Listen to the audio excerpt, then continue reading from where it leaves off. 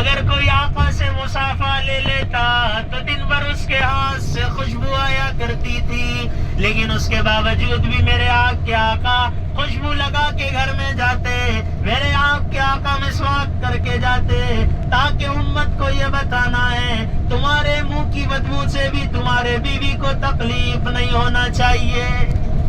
لیکن آج کل لوگ باہر بڑے اخلاق والے، اور گھر میں بیگم بولتی کہ جب سے ان کے نکاح میں آئے زندگی کا سکون ہی ختم ہو گیا۔ ایسا نہیں ہونا چاہیے۔ یہ عمرے کا سفر میری آپ کی زندگی کے بدلنے والا سفر ہو۔ اور بیگم کو کیا چاہیے؟ بیگم کو یہ چاہیے کہ وہ شوہر کو بیگم رکھے۔ بیگم کو، ایک میرے شاگرد کا نکاح ہوا، اس نے کہا حضرت کچھ نصیحت کر دیجئے۔ میں نے کہا بیٹا بیگم کو بیگم رکھنا، بیگم رکھیے تو زندگی گھر کی بھی اچھی ہونی چاہیے، اخلاق بھی اچھے ہونا چاہیے، ہمارے اندر تبدیلی ہونی چاہیے، ہمارے اندر بدلاؤ ہونا چاہیے۔ یہاں سے جانے کے بعد 5 وقت کی نماز کا اہتمام ہونا چاہیے۔ اگر آپ 5 وقت کی نماز نہیں پڑھتے ہیں تو یہ نہ سوچئے میاں خالد کہ آپ نے نماز نہیں پڑھی، یہ سوچئے کہ خدا نے تمہیں بلایا نہیں ہے۔ بخاری شریف جلد اول میں روایت ہے، آقا علیہ السلام نے فرمایا کوئی فجر کی نماز چھوڑ دے بال الشیطان فی اذنہ، شیطان اس کے کان میں پیشاب کرے۔ اس لیے نمازوں کا اہتمام ہو رہا ہو اور ہمارے مردوں کے اندر تقویٰ ہو، خواتین میں بھی تقویٰ ہو، ہماری زندگی وہ زندگی بنے، اللہ والی زندگی بنے، زبان میں نرمی ہو، آنکھوں میں حیا ہو، کان غلط نہ سنتے ہو، نہیں تو ذرا سی بات پر ادھر ادھر کی باتیں شروع۔ رابعہ بصریہ سے کسی نے پوچھا، وہ رابعہ بصریہ وہ اما جان ہم زمانے سے آپ کی خدمت میں آتے ہیں، ہم نے آپ کے منہ سے کبھی شیطان کو برا بولتے ہوئے نہیں سنا۔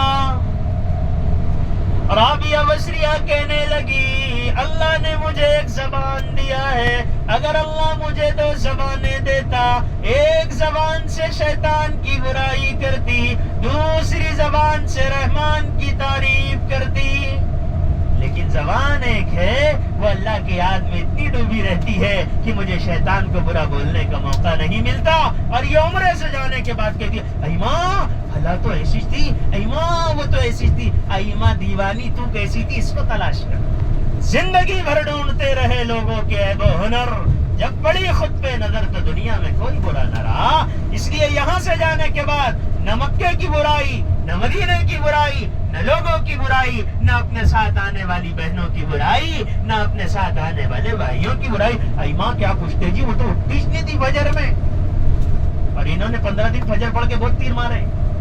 ایسا نہیں ہونا چاہیے، بلکہ ہمیں لوگوں کے عیب کو چھپانا چاہیے۔ میرے آپ کے آقا نے کہا من ستر مسلمن سترہ اللہ یوم القیامہ، جو مسلمان کے عیب کو چھپائے گا اللہ قیامت کے دن اس کے عیبوں کو چھپا لے گا۔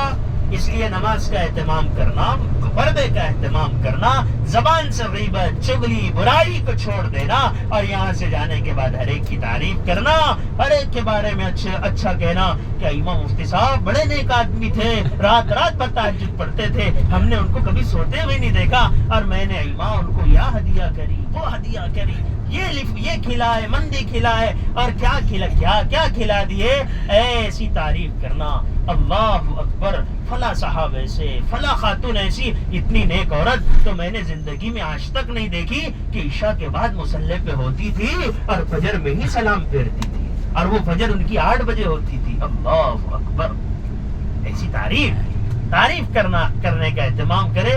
مائک بڑا کمزور ہے، اس لیے بولنے میں بڑی قوت استعمال ہو رہی ہے۔ آگے کی باتیں پھر انشاءاللہ ابھی آپ پر نیند طاری ہو رہی ہوگی، اس لیے انشاءاللہ آگے بات کریں گے۔ اللہ مجھے آپ کو سمجھ کر عمل کرنے کی توفیق عطا فرمائے۔